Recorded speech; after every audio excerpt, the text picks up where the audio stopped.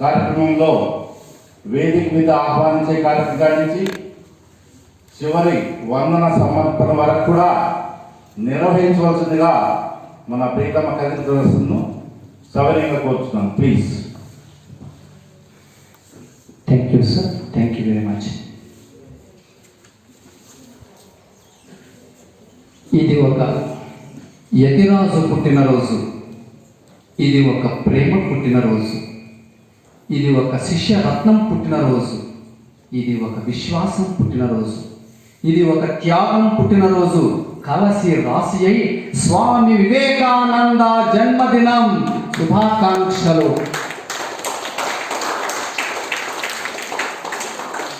ఈ మహోత్సవాన్ని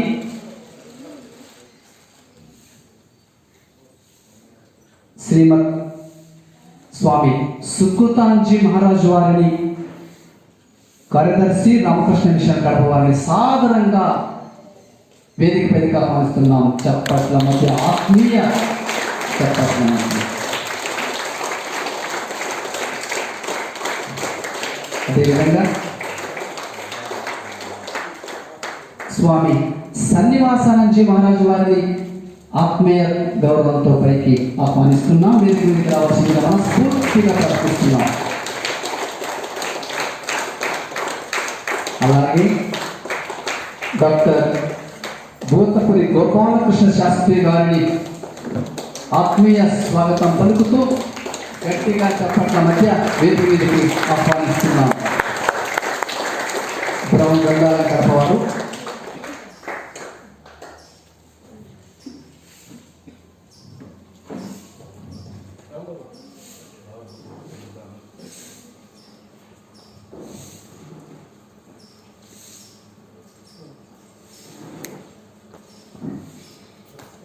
Claps, please.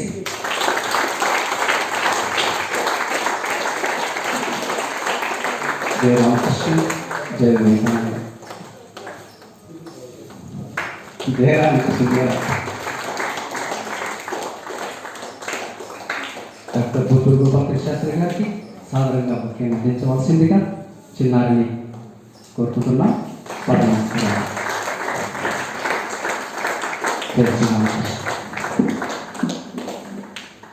ఈ కార్యక్రమాన్ని శ్రీమత్స్వామి సుకృతాంజీ మహారాజు గారు, సభికులు, అధ్యక్షులు అందరూ వేచి నిలబడాల్సిందిగా సభికులందరినీ ప్రార్థిస్తున్నాం. చేతిలో ఉన్న కవర్స్ అన్నిటి పక్కన పెట్టండి, చేతులు జోడించండి.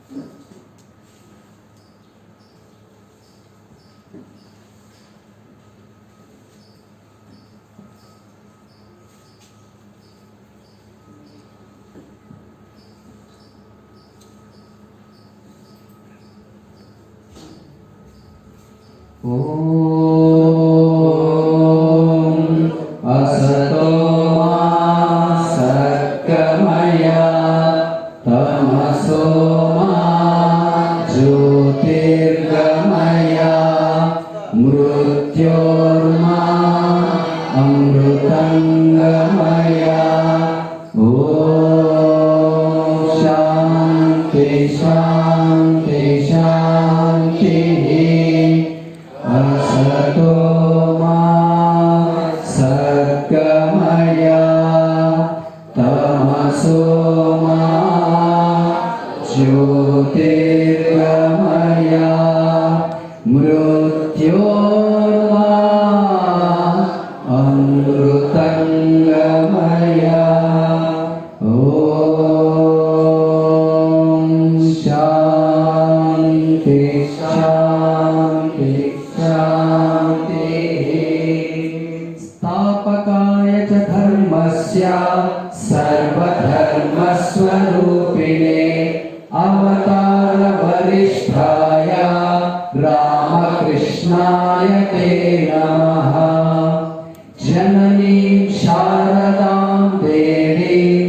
रामकृष्णं जयाय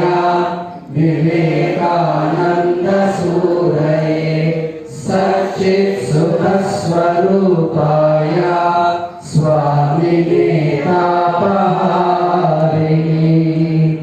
ॐ शान्ति शान्ति शान्तिः కృతజ్ఞతలు స్వామీజీ గారికి మరియు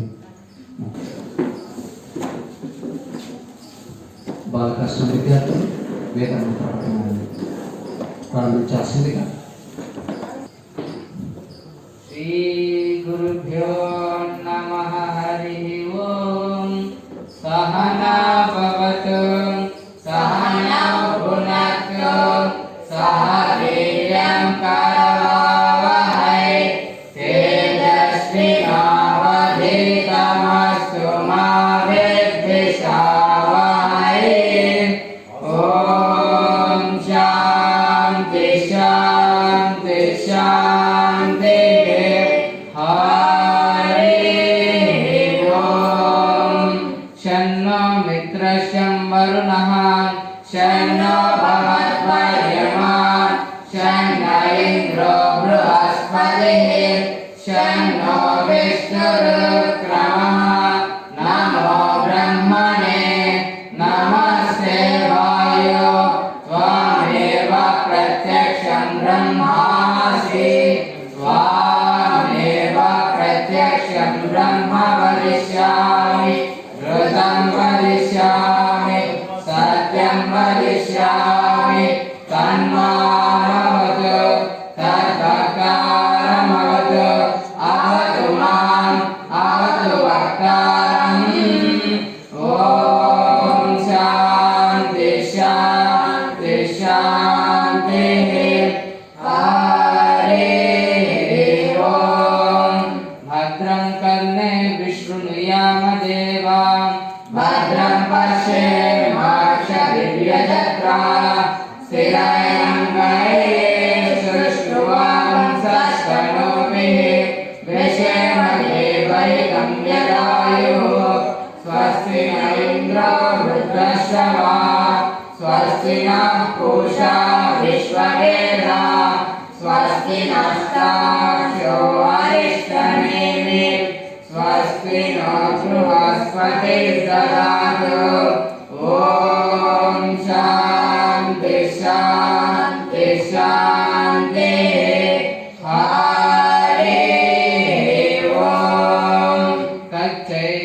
తచ్చయోరావృణీమహే గాతుం యజ్ఞాయ గాతుం యజ్ఞపతయే దైవే స్వస్తిరస్తు నః స్వస్తిర్మానుషేభ్యः ఊర్ధ్వం జిగాతు భేషజం శన్నో అస్తు ద్విపదే శం చతుష్పదే.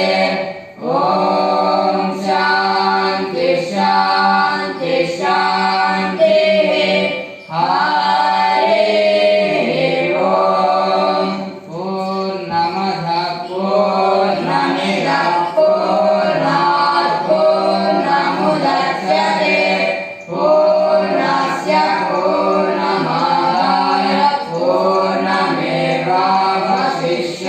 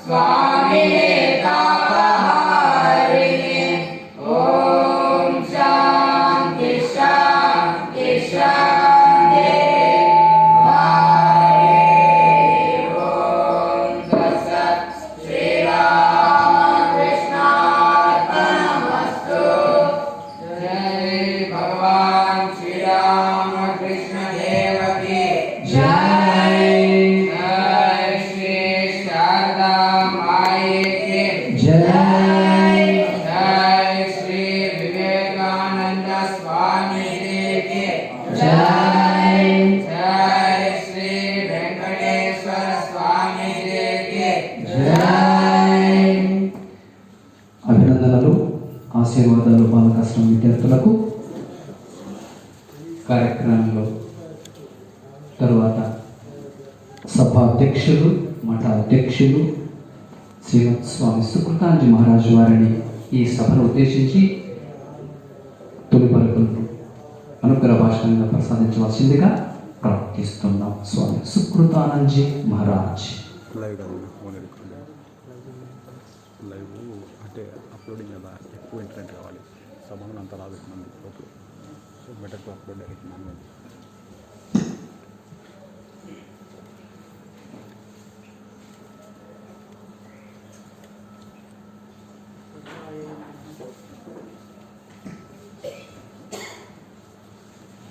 సభాయే నమః. వేదికను అలంకరించిన స్వామి సన్నివాసాంజీ మహారాజ్, సోదర సన్యాసి, అలాగే శ్రీ డాక్టర్ భూతపురి గోపాలకృష్ణ శాస్త్రి గారు, సహాయ పరిశోధకులు, సిపి బ్రౌన్ గ్రంథాలయం కడప, అలాగే మిగతా అందరికీ కూడా పెద్దలు, శ్రేయోభిలాషులు, భక్తులు,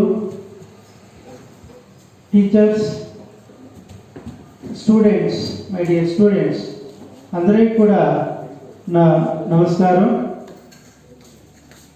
మనం ఈరోజు చాలా మంచి రోజు.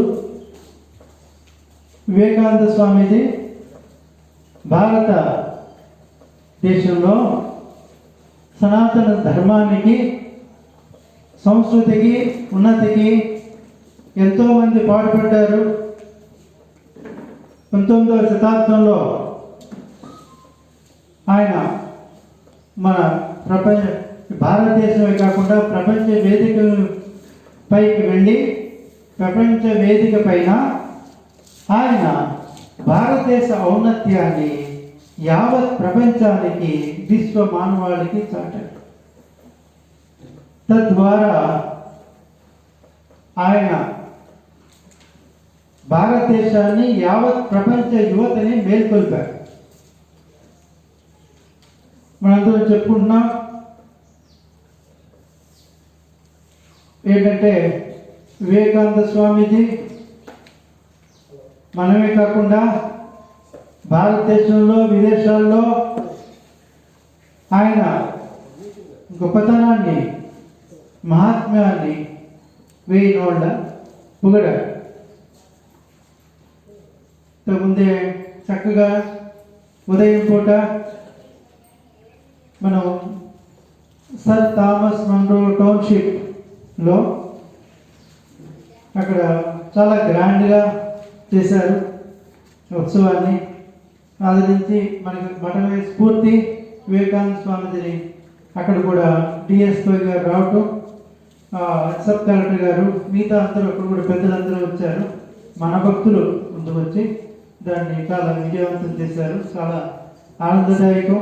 అలాగే ఇక్కడ శిల్పారామంలోని మన మిషన్లో, రామకృష్ణ మిషన్లో కూడా మనం స్వామీజీని, ఆయన యొక్క సందేశాన్ని మనం మరొకసారి గుర్తు చేసుకొని, ఆయన ఆబాల గోపాలానికి వచ్చారు.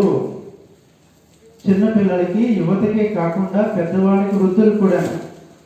నేను ఆ ఉపన్యాసం టైం ఉంది, ఇదంతా మనం టైం కొంచెం 7 నిమిషాలు ఆలస్యంగా మొదలుపెట్టినా అది జరగకూడదు. అయితే కరెక్ట్గానే మనం ఎండింగ్ కరెక్ట్గా చేద్దాం. ఆ జాతి నిర్మాత స్వామి వివేకానంద అని సుభాష్ చంద్రబోస్ మనకి చెప్పారనమాట. వివేకానంద స్వామి ఉన్నట్లయితే ఆ ఆధునిక భారతదేశం స్వామి వివేకానంద రూపకల్పన. ఆధునిక భారతదేశం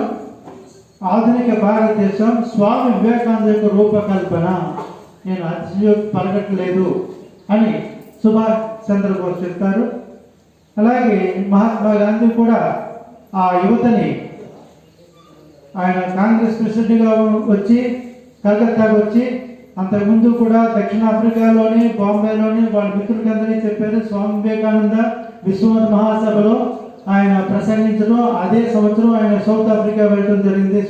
మన మహాత్మా గాంధీ గారు ఆయన కూడా వివేకానంద స్వామి దర్శనం చేసుకోవాలని బేలూరు మఠం వచ్చారు. కలకత్తా వచ్చి కాంగ్రెస్ ప్రెసిడెంట్గా మొదటిసారి వివేకానంద స్వామి ఉన్నప్పుడు వచ్చారు. దర్శనం దొరకలేదు ఆయన. మహాత్మా గాంధీ గారి వివేకానంద స్వామి ఏదో కారణం వల్ల దొరకలేదు. 1901లో వివేకానంద స్వామి అంటే అప్పుడు కూడా ఎవరికీ తెలియదు మహాత్మా గాంధీ గారు. తర్వాత వచ్చిన తర్వాత అందరూ ఉపన్యాసం ఇవ్వమని అడిగితే, నేను ఇక్కడికి వచ్చింది ఏ మహాత్మ యొక్క పాద ధూళి ఈ పవిత్రమైన ప్రదేశంలో పడిందో అంటే అక్కడ స్థాపన లేదా ఆయన్ని దర్శించుకోవడానికి, లేకపోతే ఆ పవిత్ర భూమిని ఆయన పాద ధూళి పడిన ప్రదేశాన్ని దర్శించుకోవడానికి నేను వచ్చాను. నేను ఏంటంటే నేను ఆయన అధ్యయనం చేశాను, ఆయన సాహిత్యాన్ని క్షుణ్ణంగా అధ్యయనం చేశాను. తద్వారా నాలో ఉన్న దేశభక్తి 1000 రెట్లు పెరిగింది. అంచేత ఇక్కడికి వచ్చిన తర్వాత వట్టి చేతులతో వెళ్ళకండి, ఆయన సందేశాన్ని స్వీకరించమని ఆనాటి స్వాతంత్ర్య పోరాటం జరిపేటువంటి యువతకి చెప్పారు. ఆ సందేశం ఎప్పటికీ మనందరికీ కూడా వర్తిస్తుందని స్వామి వివేకానంద ఆ కలకత్తాలో కాదు అన్ని చోట్ల ఉన్నారు, అంతటా ఉన్నారు, ఆయన విశ్వవ్యాపి. దాన్ని మనం ఆ స్వామిని స్ఫూర్తిగా తీసుకుంటే ఏముందంటే మన ఉన్నతికి మనం బాటలు వేస్తాం, మనకి ఉన్నతి వస్తుందని చెప్తూ తర్వాత ఈ కార్యక్రమంలో మిగతా కార్యక్రమాన్ని మనం చేద్దాం. ఈ 4 మాటలు. నమస్కారం. అధ్యక్షుడు శ్రీ సంస్కృతాంజలి మహారాజు గారి అభినందనలు.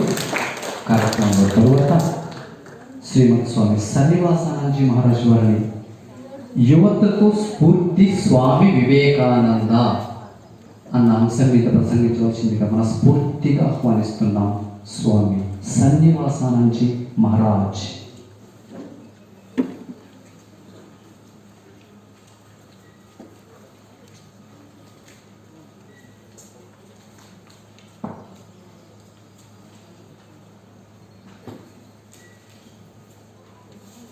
नमस्ते निराजाय विवेकानंद स्वामी सच्चित सुख स्वरूपाय स्वामी तापहारिणे.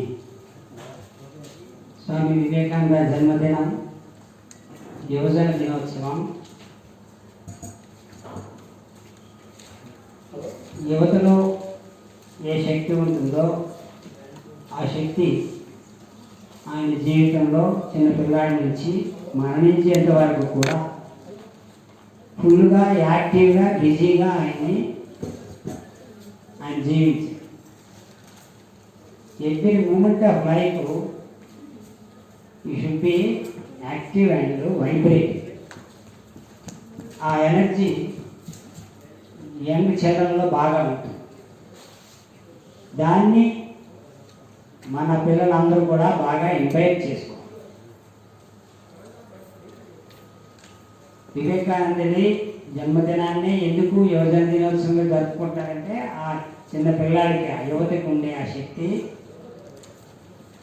భారతదేశంలో ఎంతోమంది మహనీయుల్లో అది వివేకానందుడి జీవితంలోనే బాగా ప్రస్ఫుటంగా మనకు కనిపిస్తుంది. ఈ దేశానికి ఉన్నంత మహోన్నత సంస్కృతి, వేల సంవత్సరాల సంస్కృతిలో ఎంతోమంది మహనీయులు వచ్చారు పోయారు. అంతమంది మహనీయుల్లో క్షుణ్ణంగా వెలిగితే వాళ్ళకి కనిపించింది ఒక్క వివేకానందుని మాత్రమే ఆ యువతకి రిప్రజెంట్ చేసే మహనీయుడు ఈ మొక్కలే. అందరూ అక్కడ ఉన్న వాళ్ళంతా గొప్పవాళ్ళు, వాళ్ళందరూ స్టడీ చేస్తే ఈ భారతీయ సంస్కృతి భూతత్వంతో వాళ్ళకి కనిపించింది వివేకానంద మాత్రమే. సో అప్పుడు వాళ్ళు డిసైడ్ చేశారు, 84లో డిసైడ్ చేశారు భారతదేశాన్ని రిప్రజెంట్ చేసి యూత్ని రిప్రజెంట్ చేసేవాడు వివేకానంద అని పేరు. అయితే మన యువత తెలుసుకోవాల్సిన అంశాలు చాలా ఉన్నాయి. అందులో ఆ మంచి లక్షణాలన్నీ కూడాను వివేకానంద జీవితం నుంచి మనం పొందాలి. ఒక ఇంపార్టెంట్ పాయింట్ పిల్లలందరూ గుర్తుంచుకోవాల్సింది ఏంటంటే, ఏమి చెప్పినా ఏమి చేయాల్సి వచ్చినా నేను చేయగలను, నా వలన అవుతుందా అని ఆలోచించకుండా ప్రశ్నించకుండా చేయగలగడం అనేది ఒక important point. I can do. పిల్లల్ని పిలిచేసరికి ఏం పని చెప్తారని పక్క నుంచి పారిపోయే టైంలో ఉండవు. ఉరికి రావాలి. ఏదైనా చెప్తారు, ఏదైనా నేను చేయాలి. ఆ స్పిరిట్ నీకు చిన్న పిల్లాడిగా ఉండేటప్పుడే నువ్వు పెంపొందించుకోకపోతే రేపు జాతి భవిష్యత్తు నీ చేతుల్లోకి వెళ్తుంది. ఇంకొక ఉన్నత స్థాయిలో ఏదో పదవిలో కూర్చుంటా. కీలకమైన విషయాల మీద నిర్ణయాన్ని నీ చేతుల్లో ఉంటూ పెడతారు. ఆ నిర్ణయాన్ని నువ్వు సరిగా తీసుకోలేక నువ్వు దేశాన్ని సమాజాన్ని కూడా కిందకి దిగదాల్సి. అందుకనే యువత గుర్తుపెట్టుకోవాల్సిన అవసరం ఏంటంటే, you should be vibrating all the time. ఏ మామూలుగా మాన్యువల్గా చేసేదైనా, ఆలోచించేదైనా, చదివేదైనా, ఆడేదైనా, ఏదైనా కూడా అన్నింటిలో ఫుల్ యాక్టివ్ కావాలి. నచ్చే విషయంలోనే చేయడం, నచ్చనివి మాకు బాగా అనిపించినవి ఏదో విధంగా తప్పించుకుందాం అనే టైప్లో యువత ఎక్కువ మంది ఈ రోజుల్లో మనకి కనిపిస్తుంది. దానికి చాలా చాలా కారణాలు ఉన్నాయి. ఆ కారణాలన్నీ ఇప్పుడు మనం తగ్గి తీయాల్సిన అవసరం లేదు. పిల్లడిగా ఉండేటప్పుడు నిరంతర జీవితాన్ని మీరు చదివారనుకోండి, తన జీవితంలో మొట్టమొదటి మంచి అంశం ఆ పిల్లల్లో మనకు కనిపించింది ఏంటంటే, ఎవరికైనా ఏదైనా ఇవ్వాల్సి వస్తే సంశయించకుండా ఇచ్చేసాడు. ఇవ్వడం అనేది ఒక మంచి అలవాటు. దగ్గర ఎవరైనా ఇంటి ముందు నిలబడి పాడుతుంటే తన చేతిలో ఉన్నది ఇచ్చేసేవాడు. లేకపోతే ఏమీ లేకపోతే ఒంటి మీద షర్ట్ తీసి ఇచ్చిన సందర్భాలు ఉన్నాయి. విలువైన వస్త్రాలు కూడా వాళ్ళ నాన్నగారిని ఇలాంటివి తీసి ఇచ్చేసిన సందర్భాలు. ఉదాహరణ గివ్. మనిషి అనేవాడు అందరికీ సహజంగా ఉండాల్సిన లక్షణం. ఆ లక్షణం చిన్న పిల్లాడిగానే నరేంద్రకి అతి. ఇది మనం నేర్చుకోవాలి. మన అవసరాలు ఎక్కువైపోయి మనకి ఎవరు ఇస్తారా, ఏమి ఇస్తారా, ఏం ఫ్రీకి ఇస్తారా, ఎక్కడ ఏం తీసుకుందామా అని ఆలోచనలో ఉండేవాడు ఎవరు. పోగు చేసుకుంటూ మనం ప్రపంచాన్ని ఉద్ధరించేసేది ఏంటంటే, నీ గుణదంలో ఇవ్వడం ద్వారానే నువ్వు ఎదగలుగుతావు. గొప్పవాడు అవడానికి కావాల్సిన లక్షణాలు. తర్వాత ఇంకో ఇంపార్టెంట్ పాయింట్ చెప్పాను, మొదటే చెప్పాను, ఏదైనా స్పిరిటెడ్గా నేను చేయగలను అని యాటిట్యూడ్. నేను చేయలేనేమో అని ఆలోచన. మీకు ఒక ఘటన చెప్తాను. ఒక విదేశం నుంచి వార్షిప్ వచ్చింది, యుద్ధ నౌక. ఆ యుద్ధ నౌకను చూద్దామని తన చిన్నపిల్లలు అందరూ ఫ్రెండ్స్ అందరూ డిసైడ్ చేశారు. డిసైడ్ చేస్తే అందరూ నరేంద్రనే అప్రోచ్ చేయాలి, అది మనం చూడడానికి వెళ్ళాలి. నరేంద్ర సరే పలా వెళ్దాం. అది కాదు, దానికి ఏదో పెర్మిషన్ కావాలి, అప్లికేషన్ రాయాలి, ఒక ఎవరు ఆఫీసర్ ఉంటాడు, ఆఫీస్ దగ్గరికి వెళ్ళి ఆయన పెర్మిషన్ తీసుకోవాలి, ఇవన్నీ ఉన్నాయి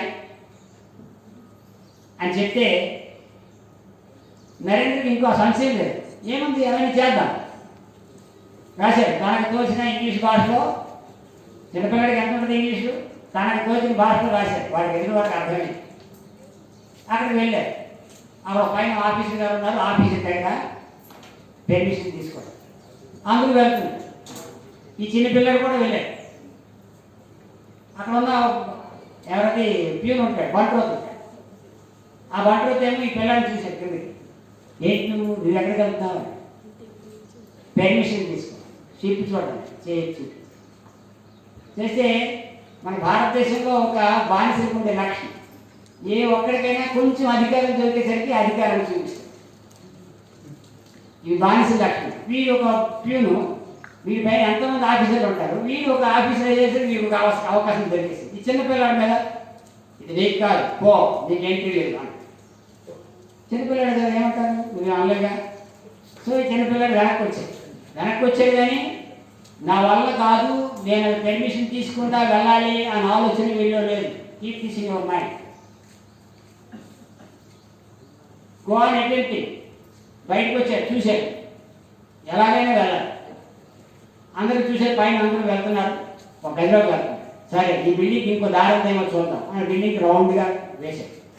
ఇటువైపు మెట్లు ఎలా ఉన్నాయి, వెనక వైపు నుంచి కూడా మెట్లు. కామ్గా వెళ్ళి ఆ వెనక వైపు నుంచి మెట్ల నుంచి పైకి వెళ్ళాడు. అందరితో పాటు తను కూడా వెళ్ళాడు. చిన్నపిల్లడు పెద్ద పెద్ద టేబుల్స్ ఉంటాయి, పెద్ద ఆఫీసులు కదా, అలా ఎగిరి తన అప్లికేషన్ పెట్టాడు. ఆ ఆఫీసర్ తల ఎత్తకుండా సంతకం పెడుతున్నాడు. ఈ పిల్లలు పెట్టిందని కూడా సంతకం పెట్టేశాడు. అది తీసుకొని మరి ఎలా వచ్చాడు? వెనక రోడ్డు నుంచి, వెనక మెట్ల నుంచి వచ్చాడా? లేదు, ముందు నుంచే వచ్చాడు. ఈ పవర్ఫుల్ ప్యూన్ గారు చూసి ఆశ్చర్యంగా, నువ్వు ఎక్కడి నుంచి వచ్చావు, నువ్వు ఎలా వెళ్ళాను అని. అప్పుడు చిన్నపిల్లాడు నవ్వుతూ, నాకు మ్యాజిక్ తెలిసిందే, నీకు స్పిరిట్ ఉందా, ఇది నేను చేయలేను, నా వాళ్ళు కాదు, లేకపోవాలి అనే పరిస్థితి అనుకో. I can do. That's what Swami Vivekananda says when he became popular all over India and even world. He said, all power is within you. You can do anything and everything. సమస్త శక్తి నేను నాలోనే ఉంది, feel అవ్వ. It is truth and telling. Swami Vivekananda చెప్పింది అబద్ధం కాలేదు, నిజం. సమస్త శక్తిలోని ప్రతి ఒక్క అందరిలోనే ఉంటుంది. దాన్ని మేనిఫెస్ట్ చేయాలి. With in me I can do anything and everything. ఇక్కడ ఒక విషయం గుర్తుపెట్టుకో, I can do anything and everything అంటే బ్యాడ్ థింగ్స్ కాదు, గుడ్ థింగ్స్. నువ్వు చేసే ఏ మంచిదైనా నువ్వు చేయగలవు విషయం, నువ్వు ఆ విశ్వాసం నీకు కలగాలి. ఆత్మవిశ్వాసము నీకు కావాలి. నేను చేయగలను, నేను చేయలేని వెనకడుగు వేసిన వాడు ఎవడైనా విజయం సాధించాడా? చరిత్రలో ఒకటి చూపించు, లేదు. ముందడుగు వేయి, ఫెయిల్ అవుతానన్న భయం, ఏమో నేను గెలవలేనేమో, నేను చేయలేనేమో అని ముందే నువ్వు వెనకడుగు వేసింది వల్ల సాధిస్తావు.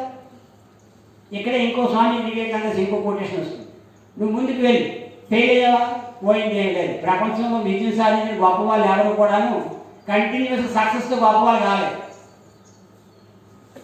ఒక స్కాటిష్ కింగ్ ఉన్నాడు, ఆయన పేరు ఏదో ఉంది మంచి గుర్తుందా నీకు? ఒక స్కాటిష్ రాజా ఉన్నాడు. ఆ రాజా రాజ్యాన్ని కోల్పోయాడు. ఆ రాజ్యాన్ని కోల్పోయిన ప్రతిసారి ఆ యుద్ధం చేసి రాజ్యాన్ని గెలవడానికి ప్రయత్నం చేస్తూ వచ్చాయి. ఎన్నిసార్లు ప్రయత్నం చేసినా ఓడిపోతుంది. ప్రతిసారి యుద్ధ భూమి నుంచి పారిపోవడమే, ప్రాణాలు కాపాడుకోవడం. ఒకసారి అలాగే ఒక గుహలోకి వెళ్ళి తలదాచుకున్నాడు. ఏం చేయాలో తెలియదు, ఆలోచిస్తున్నాడు. ఇన్నిసార్లు అటెంప్ట్ చేసినా కూడా నేను ఓడిపోతూనే ఉన్నాను, ఇక లాభం లేదు, చచ్చిపోవడం కాదు, ఆత్మహత్య చేసుకున్నాం అనుకున్నాడు. అలా ఆయన విచారిస్తూ చూస్తున్నప్పుడు అక్కడ ఒక సాలిని చూశాడు. కాంప్లెక్స్ చేస్తుంది అని ఏమంటారు ఇంగ్లీష్లో? స్పైడర్. అదేమో పైకి ఎక్కుతుంది, అది ఎటువంటి స్టీప్, ఇలా వెళ్ళాల్సింది. వెళ్తూ వెళ్తూ వెళ్తూ కొంత దూరం వెళ్తూ పడిపోతుంది. కొంచెం దాన్ని అటెన్షన్ పే చేసి చూశాడు. ఒకసారి, 2 సార్లు, 3 సార్లు, ఎంత టైం. అది ఎన్నిసార్లు అటెంప్ట్ చేసిందో తెలియదు. చివరికి ఎన్నోసార్లు ప్రయత్నం చేసిన తర్వాత బయటకు వెళ్ళి.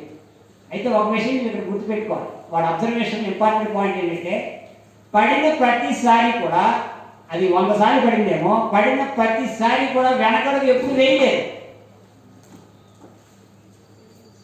Go forward, don't look back, don't go back. వెనక్కి తిరిగి చూడకు, ముందుకే పో. Arise, awake, stop now till the goal is reach. పడ్డావా, ఒకసారి ఓడిపోయా, 2 సార్లు ఓడిపోయా, 10 సార్లు ఓడిపోయా, నువ్వు గెలుస్తావు. ఒకరోజు నువ్వు గెలుస్తావు. ఈ రాజుకి ఈ ఘటనతో ఉత్సాహం వచ్చి నెక్స్ట్ టైం ఎక్కువ ఉత్సాహంతో పోరాడాడు. ఈసారి తన రాజ్యాంగం తెలుసుకుంటాం. కొంతమంది ఆత్మహత్య చేసుకున్న కేసులు ఉంటాయి, అయిపోయింది, నా పరిస్థితి అయిపోయింది, నీకు లేదు అని వదిలేస్తాడు. వాడికి ఇది సరైన ఉదాహరణ. ఎవడు పర్మనెంట్గా ఓడిపోయేవాడు ఎవరు ఉండడు. నీకే నువ్వు వదిలేస్తే తప్ప, గుర్తుపెట్టుకో. డోంట్ గివ్ అప్, విడిచిపెట్టరు. ప్రాణం పోయిన విడిచిపెట్ట. ఆ టెండెన్సీ ఉన్నోడికి వాడు 100 అటెంప్ట్లో 99 సార్లు ఓడిపోయిన 100 time definitely. I will not give up that tenacity. That one bulldog tenacity they call. Bulldog is there, one type of dog. అది ఎవరినైనా పడుకుంటే అది విడిచిపెట్ట. పని అయ్యేవాడు అంటే మొక్కలు ఊడిపోయి రావాలి, వాడి బాడీ నుంచి మొక్కలు వచ్చేయాలి తగ్గించి వాటిని విడిచిపెట్టే పరిస్థితి. అది ఆ స్పిరిట్ మనకి ఉండాలి. ఎన్నిసార్లు పడినా ఓడిపోతానేమో భయంతో వెనకడు వేసేవాడు ఎవరు గెలవడు. ఎన్నిసార్లు ఓడినా నేను ఒకరోజు ఎప్పుడైనా గెలుస్తాను అనే విషయాన్ని ఎప్పుడు మైండ్లో పెట్టి go forward attempt you will win one day. That is what Swami Vivekananda's life shows. ఆయన అమెరికా వెళ్ళాడు, ఎన్ని కష్టపడ్డాడు. ఈ రోజుల్లో అలా విమానం ఎక్కడ దిగాడు అని లైఫ్ కాదు. అమెరికా వెళ్ళాలంటే 4 రోజులు 15 రోజులు ఎన్నాలో టైం పట్టింది ఆ రోజుల్లో షిప్. ఆయన రెండోసారి షిప్ వెళ్ళేటప్పుడు మీకు లైఫ్లో చదివితే మీకు ఆశ్చర్యం వేస్తుంది. Ship is going up and down, అది బిగ్ వాషన్, అది all sides water, nowhere near the land at all to catch. ఎక్కడ ల్యాండే లేదు, అది అప్ అండ్ డౌన్, పీపుల్ అందరూ రోలింగ్. అది ఎప్పుడైనా అది అలా అయిపోయి టాక్సీ టర్నీ కావచ్చు, అది పైనుంచి కింద వైపు మునిగిపోవచ్చు కూడా. బీ ఫియర్లెస్, నిర్భయంగా wander along like rhinoceros. That is what is Swami Vivekananda's very favourite statement. Be fearless, wander alone like rhinoceros, fearing nothing, caring nothing. ఈ ప్రపంచంలో నేను దేన్ని భయపెట్టడానికి లేదు, నువ్వు దేన్ని కేర్ చేయవు. I can do that spirit every time, every moment of your life you should express. That is what Swami Vivekananda life gives to everyone, any part of life. ఎంతమంది ఇన్స్పైర్ చేసింది. నా దగ్గర విజయవాడ సిటీలో నేను బుక్ స్టాల్లో కూర్చుంటే ఒక పెద్ద ఆయన వచ్చారు, నాకు ఇచ్చిన టైం అయిపోయింది, 10:25 వచ్చాయి, 2 minutes ఏమో. సరే ఆయన నా దగ్గరికి వచ్చాడు, వచ్చి నాకు వివేకానంద పుస్తకాలు కావాలి, ఢిల్లీ వెళ్ళాలి. ఆయన ఎప్పుడు చూడలే, అదే మొదటిసారి. వాటికి మ్యాటర్ అతను ఏదో ప్రొడక్షన్ కంపెనీ ఉంది, ఆయన కంపెనీలో ప్రొడ్యూస్ చేస్తారు. అవి ఆటోల్లో షాప్స్కి డిస్ట్రిబ్యూట్ చేయాలి, ఆర్డర్స్ వస్తాయి. ఒకరోజు ఏమైంది, ఆయన ఆటోలో వెళ్తున్నాడు, ఎక్కడికో బస్సులో వెళ్తున్నాడు, ఎక్కడో వెళ్తున్నాడు. అందులో ఒక స్టేట్మెంట్ ఆఫ్ స్వామి వివేకానంద చదివాడు. All power is within you, you can do anything and everything. సమస్త శక్తి నీలోనే ఉంది, నువ్వేమైనా చేయగలవు, ఏదైనా సాధించగలవు అని స్టేట్మెంట్ చదివాడు. అది ఒక స్టేట్మెంట్ అంతే, ఒక స్టిక్కర్. మేము స్టిక్కర్లు అమ్ముకుంటాం, మాది బుక్ స్టాల్లో ఉంటాయి, అందులో ఇది ఒక స్టిక్కర్. అది ఎపినియన్. ఆ తర్వాత ఒకరోజు తను ప్రొడ్యూస్ చేసిన మెటీరియల్ ఫార్వర్డ్ చేయడానికి రావాల్సిన డ్రైవర్లో ఒక డ్రైవర్ రాలా. ఇప్పుడు ఆ టైంకి ఇవ్వాలి, టైం ఇచ్చారు, 7కో 8కో ఇవ్వాలి. బిజినెస్ మ్యాన్ ఎప్పుడు కూడాను ఇంటిగ్రిటీ కాదు. ఎప్పుడైనా నీ భవిష్యత్తులో బిజినెస్ చేయడం మొదలు పెట్టామని మీరు గుర్తుపెట్టి, integrity very important. Time production, time delivery, everything ప్రాంప్ట్గా జరగాలి. పేమెంట్స్, రిసీట్స్, ఎవ్రీథింగ్ ప్రాంప్ట్గా జరిగితే నీ బిజినెస్ సక్సెస్ఫుల్గా జరగాలి. టైం కనుక డెలివరీ ఇవ్వకపోతే వీడి బిజినెస్లో సక్సెస్ కాదు.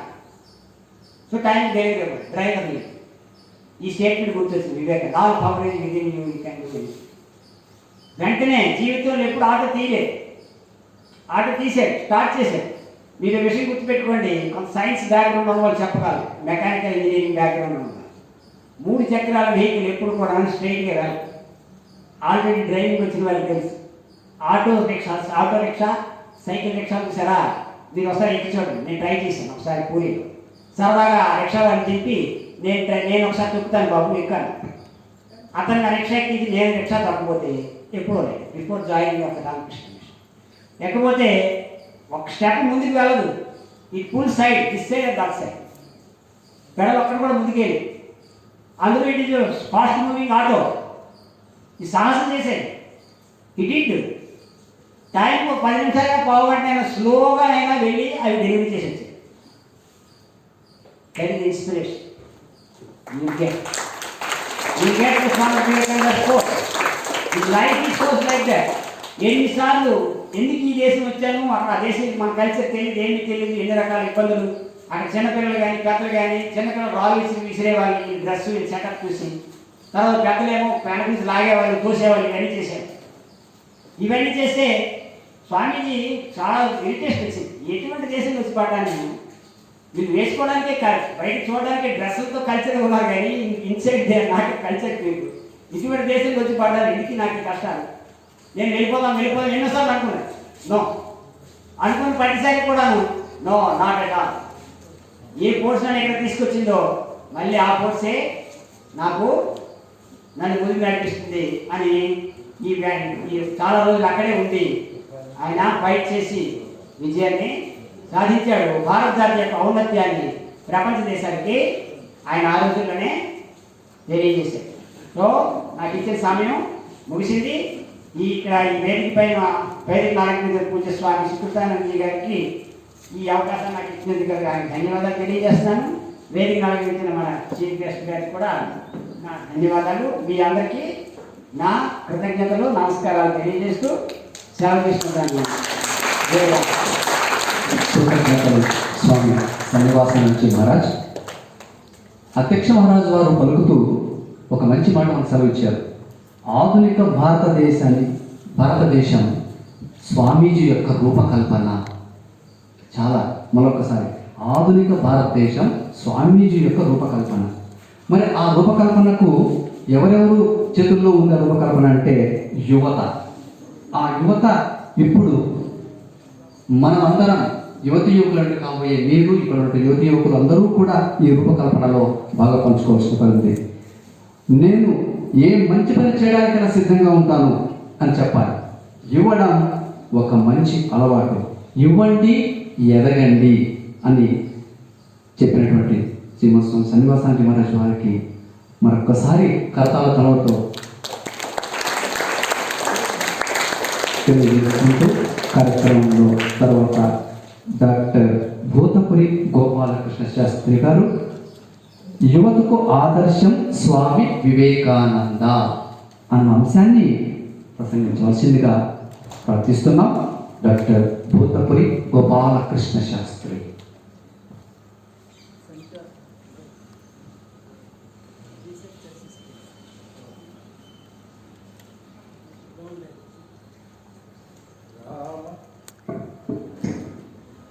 రామాయ రామభద్రాయ రామచంద్రాయ వేధసే రఘునాథాయ నాథాయ సీతాయ పతయే నమః.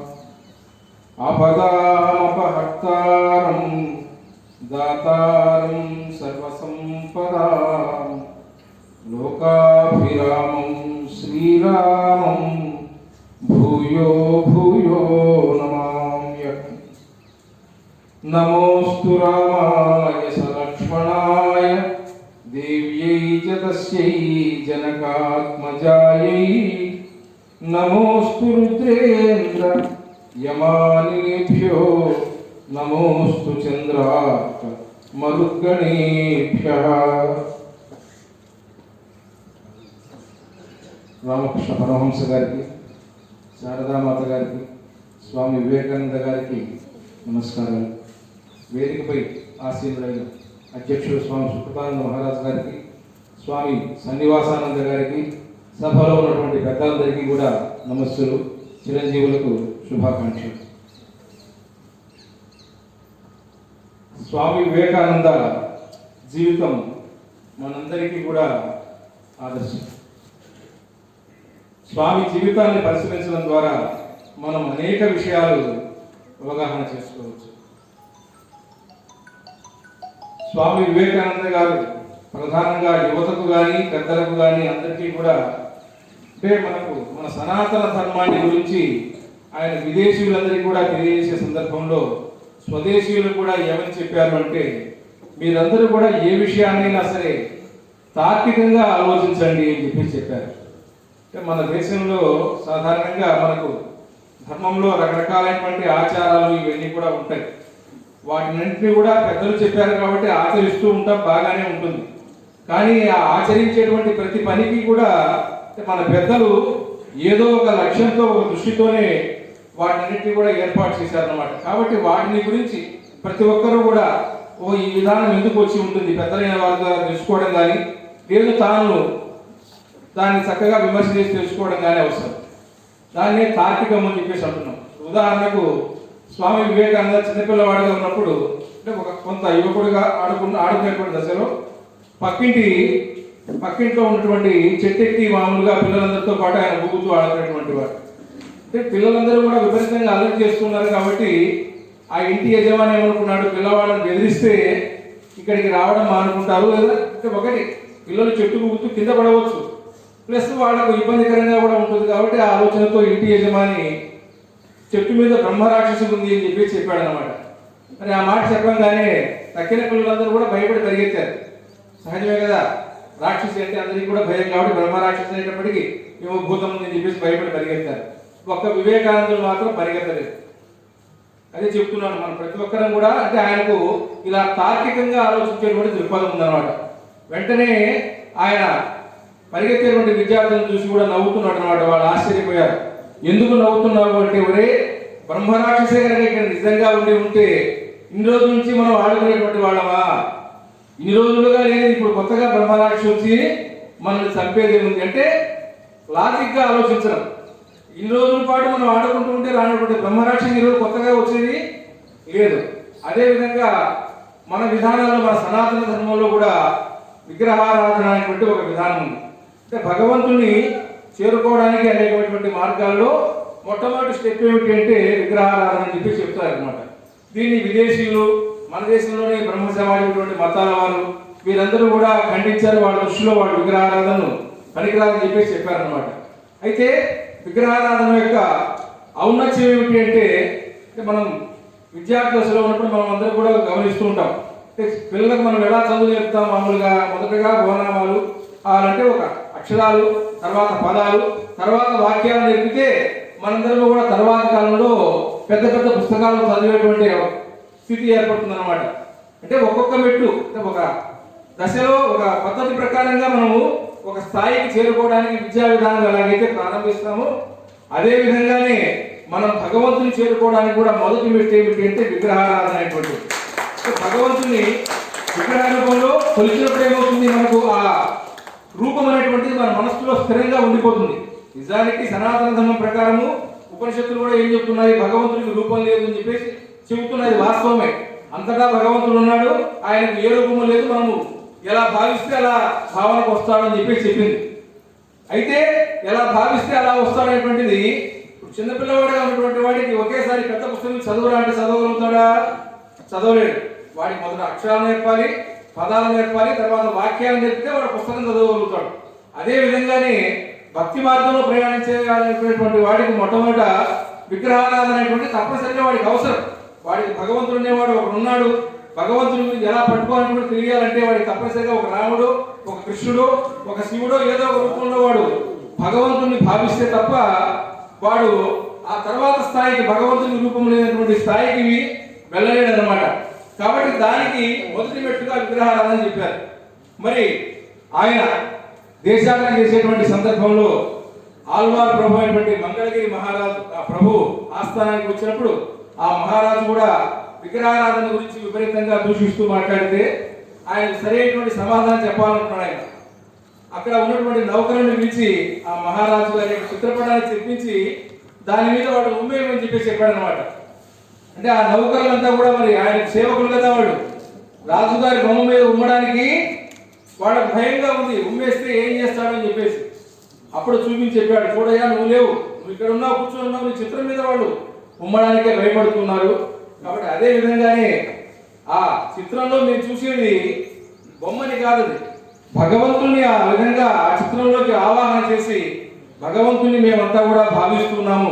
కాబట్టి విగ్రహారాధన అనేటువంటిది సరైనదే కానీ మూర్ఖపు విధానం కాదు. కాబట్టి నీ ఆలోచన ధోరణి మానుకో అని చెప్పేసి ఆ మంగళశ్రీ ప్రభువుకు జ్ఞానోదయం కలిగించాడు అన్నమాట. అంటే జీవితం అనేటువంటిది ప్రతి వ్యక్తికి కూడా రకరకాలైనటువంటి గుణపాఠాలు నేర్పుతూ ఉంటుంది. స్వామి వివేకానంద కూడా తర్వాత గొప్పవాడు అయ్యాడు. ఆయన కూడా మనలాంటి మామూలు మనిషే. ముందు మనం గ్రహించాలి, ఏ వ్యక్తి అయినా కూడా తర్వాతి కాలంలో ఆయన చాలా అనేక దశలు దాటుతూ అనేకమైనటువంటి అనుభవాలతో, పుస్తకాల జ్ఞానాన్ని, తర్వాత జీవితానుభవంతో ఒక మహాశక్తిగా ఆయన ఎదగడం జరిగిందనమాట. కాబట్టి ఆయన కూడా జీవితంలో రకరకాలైనటువంటి అనుభవాలు వచ్చాయి. ఆయన ఖేత్రి మహారాజు దగ్గరకు వెళ్ళినటువంటి సందర్భంలో ఒకనొక వేశ్య నాట్యకర్తగా ఉన్న రాజులు కదా, వాళ్ళు వినోద ప్రియులు కాబట్టి ఒక వేశ్య నాట్యం చేస్తూ ఉంటే వెళుతూ ఈయన కూడా పిలిచారు, రండి స్వామి వెళదాము ఆ నాట్యానికి అని చెప్పేసి. అయితే అప్పటికి ఇంకా ఆయన పరిపూర్ణ స్థితికి రాలేదు, ఇంకా కొంత దేశాటనది చేసి ఉన్నాడు, తను చేస్తూ ఉన్నాడు. ఇంకా సమగ్రమైనటువంటి అవగాహన రానటువంటి స్థితి అన్నమాట. కాబట్టి ఆయనలో ఏమిటి, ఆమె వేశ్యకాంత, తాను సన్యాసి, వెళ్ళకూడదనేటువంటి భావంతో, అంటే మనుషులందరూ సమానమైనటువంటి భావన ఇంకా పూర్తిగా స్థిరంగా ఆయనకు ఏర్పడలేదు. కాబట్టి నేను రాను అని చెప్పేసి చెప్పాడు అనమాట. అయితే ఈ విషయం అక్కడ ఉన్నటువంటి ఆ నాట్యకథకు, వేశ్యకాంత అనేటువంటి నాట్యకథకు తెలిసి చాలా బాధపడింది ఆమె.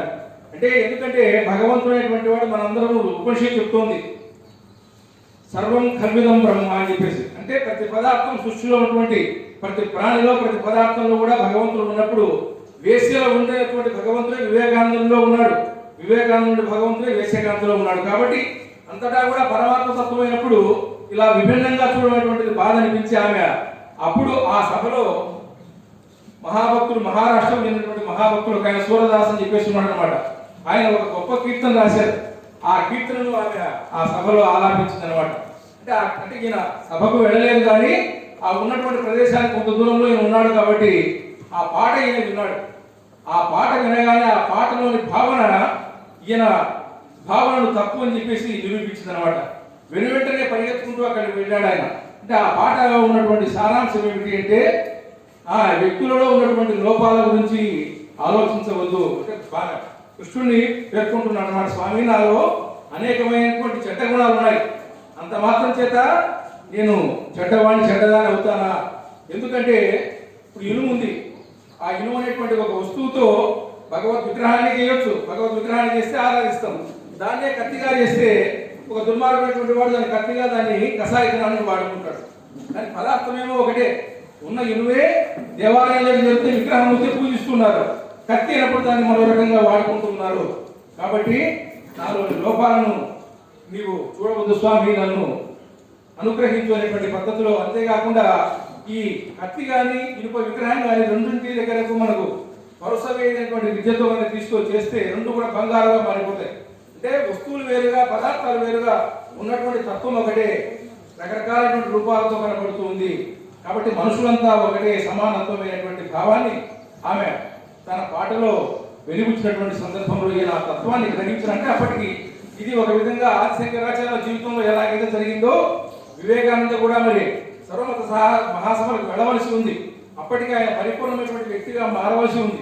ఎలాగైతే ఆదిశంకరాచార్యులు కాశీనగరంలో వెళుతూ ఉంటే సాక్షాత్తు పరమేశ్వరుడే ఆయన హరిజనుడుగా వచ్చి, దళితులుగా వచ్చి ఆ రూపంలో కనపడిన ఆయన నేను వేరు ఆత్మను ఎవరి బొమ్మంటున్నామని చెప్పేసి ఎలాగైతే ప్రశ్న వేసి ఆయనకు జ్ఞానోదయం కలుగు చేశాడో అదే విధంగా ఒక విధంగా బహుశా అంటే ఈయన భగవద్భక్తులు వివేకానందుడు అంటే భక్తి తత్వాన్ని కలిగి ఉన్నటువంటి వాడు కాబట్టి నిరంతరము కూడా తపస్సు, భగవన్ నామాన్ని ఉచ్చరించేవాడు కాబట్టి భగవంతుడు ఆయనకు ఆ రీతిగా జ్ఞానోపదేశం కలిగించాడు అన్నమాట.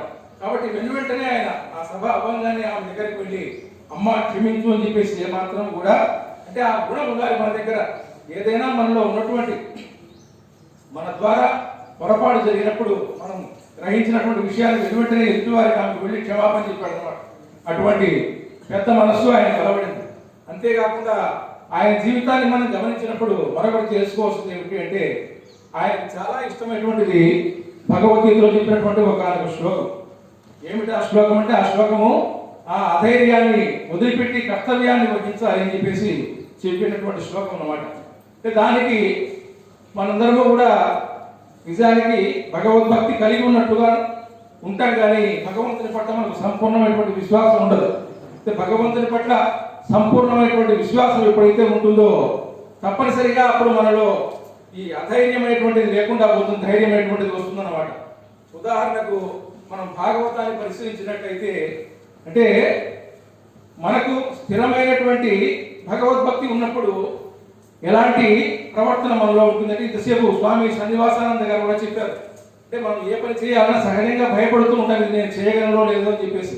మరి ఇలాంటి భయాలు ఇవన్నీ కూడా నశించాలి అంటే మనకు మార్గం ఏమిటంటే ఒకటే, భగవంతుని పాదాలను ఆశ్రయించడం ఒకటే.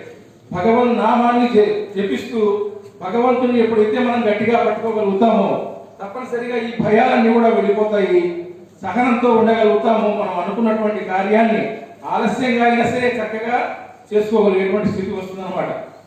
భాగవతంలో ప్రహ్లాద చరిత్రను కనుక మనం గమనించినట్లయితే అంటే మనం సాధారణంగా భయపడుతూ ఉంటాం, కానీ ప్రహ్లాదంలో భయం ఏ కోసానా లేదు.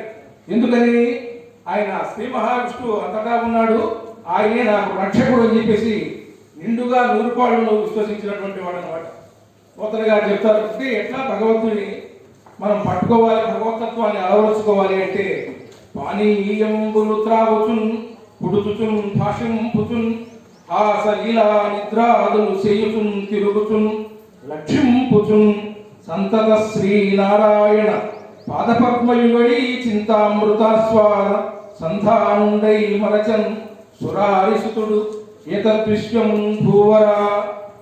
మనం ఏ పని చేస్తూ ఉన్నప్పటికీ కూడా భగవంతుని గురించినటువంటి స్మరణే ఉండాలి. పానీయంబులు త్రాగుచున్ పుడుచుచున్ భాషింపుచున్. ప్రహ్లాదుడు ఏదైనా పానీయం సేవిస్తున్నటువంటి సందర్భంలో అంటే చేయడానికి చేతుల్లో వాటి పాటికి జరిగిపోతూ ఉంటాయి, కానీ మన మనస్సేమో ఆ భగవంతుని గురించి చింత చేస్తూ ఉండాలన్నమాట. అదేవిధంగా హాసలీలా నిద్రాలు చేయుచున్.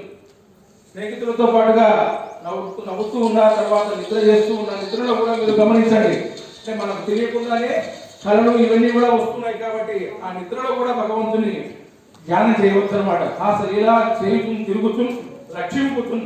ఆ పిల్లలతో ఆడుకునేటువంటి సందర్భంలో కూడా ఆయన తెలిసింది ఒకటే, ఓం నమో నారాయణాయ, ఓం నమో నారాయణాయ, ఓం నమో నారాయణాయ అనేటువంటి మంత్రాన్ని నిరంతరము తెలుస్తున్నాడు అనమాట.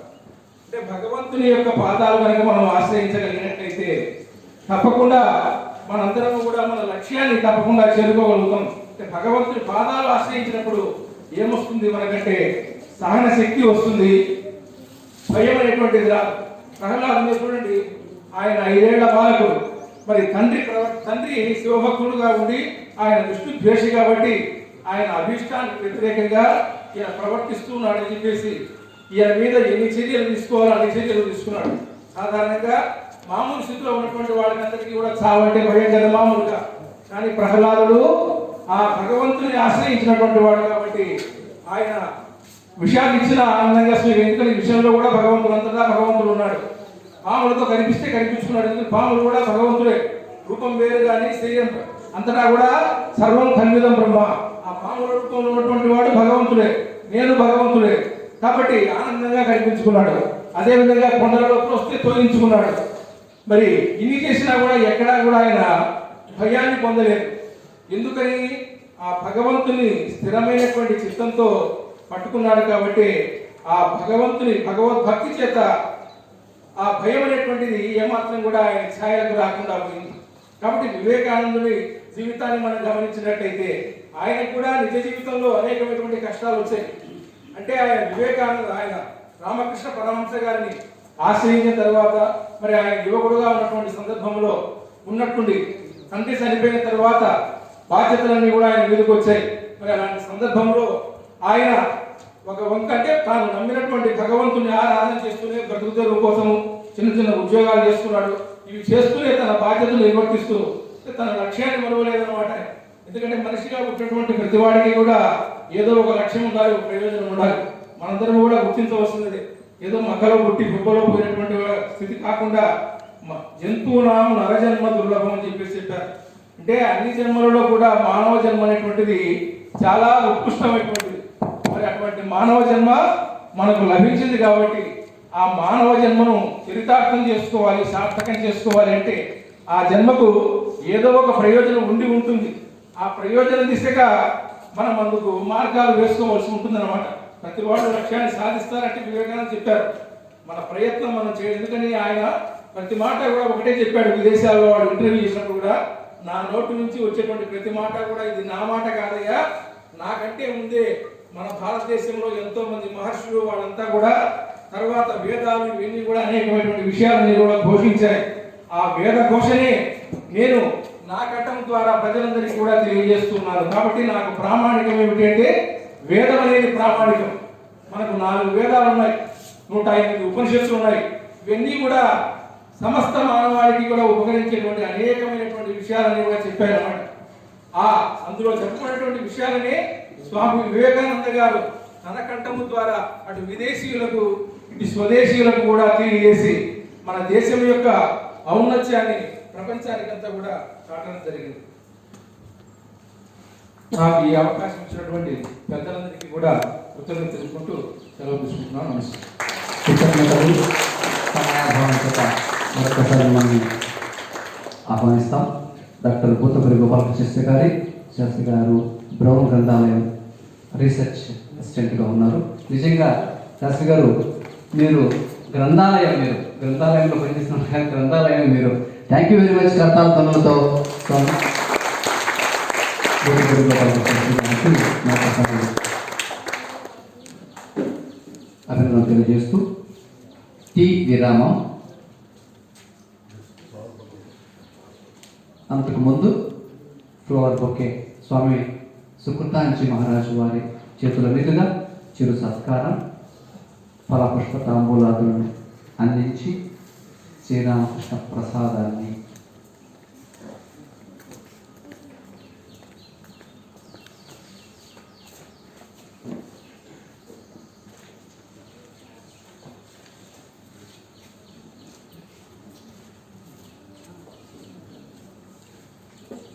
అందరూ కరతాళ ధ్వనులతో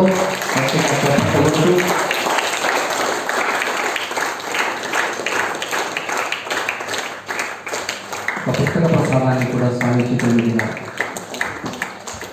అందిస్తున్నారు. Thank you very much Shastri garu. ఈ అడ్డా వచ్చాక స్వామి సుకృతాంజీ మహారాజ్.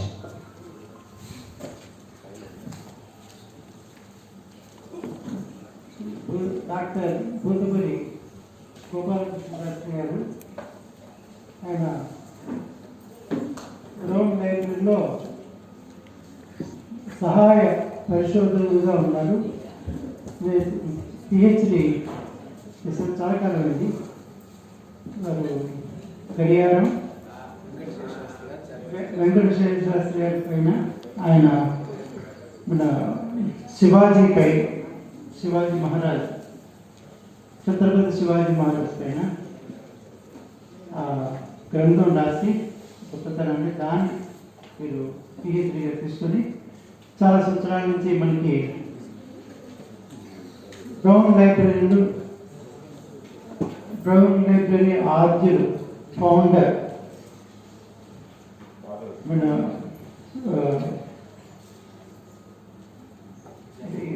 జానమతి హనుమత్ శాస్త్రి గారని మీకు అందరికీ చాలామంది తెలుసును. ఆయన ఉపాధి అంటే మిగతా ఉద్యోగం వదులుకొని గవర్నమెంట్లోనే ఈ లెక్చరర్గా ఉంటూ మిగతా ఈ సాహిత్యం పైన ఎన్నో రచనలు చేయడం. ఇక్కడ కడపలో వారు కన్నడ సాహిత్యం పైన కూడా అనుభవం ఉంది. మీ అందరికీ చాలామంది తెలుసు. వారి దగ్గర తర్వాత వారి శిష్యులుగా కట్టా నరసింహులు గారు వీళ్ళందరూ కూడా చాలా మన సమాజానికి సేవ చేస్తున్నారు. ఆయన ఆ లైబ్రరీ అన్యగతం అవ్వకుండా యోగవేమన యూనివర్సిటీకి వెళ్ళి చెందినగా చేసి అంత చేశారు. సో ఇక్కడ మీరు రేడియోలో కూడా ఉపన్యాసాలు ఇస్తూ ఉంటారు. వివేకానంద పైన మీద రాణా ప్రతాప్ సింగ్ పైన వారు రాణా ప్రతాప్ ఆయన మనందరికీ తెలుసును. మొఘల్ చక్రవర్తిని అక్బర్ని ఎదిరించాడని సైన్యం లేకుండానే ఎప్పటికీ ఓడిపోలేదు. సో వీటిలో రీసెర్చ్ ఇదంతా చేస్తున్నారు. సరే మనకి ఇక్కడ ఈ ఎవరు అందుబాటులో ఉంటారు. మనం ఈ కరోనా టైంలో ఎవరిని గవర్నమెంట్ అఫీషియల్స్ని ఎవరిని కూడా మేము వచ్చిన వాళ్ళు కానీ చాలా కష్టంగా ఉంటుంది. చేత యువతకి స్ఫూర్తి ఇస్తారని మనం అందులోని చాలా కాలేజెస్లో సిద్ధంగా ఉన్నారు యువకులు చాలా కాలేజెస్ రావడానికి. అయితే ఈ కరోనా టైంలో వద్దని మనకి బ్యాక్ క్వార్టర్స్ ఆదేశం రావటం. సో ఇక్కడ మన విద్యార్థులు టీచర్స్ మిగతా మిత్రులు వీళ్ళందరూ ఈ స్ఫూర్తిని ఇస్తారని నేను ఆహ్వానించి ఆహ్వానాన్ని మన్నించి నేనే మన మఠం తరఫున కాంటాక్ట్ చేసిన వెంటనే వచ్చారు. వారికి మరొకసారి సభాముఖంగా ధన్యవాదాలు. ఈరోజు కూడా ఇటువంటి మన స్థానికమైనటువంటి స్కాలర్స్ని సందేశించే వాళ్ళని మనం ఎంకరేజ్ చేద్దాం, వాళ్ళు ఉత్సాహిద్దామని మరొకసారి ధన్యవాదాలు చేస్తున్నాను. జయరామకృష్ణ.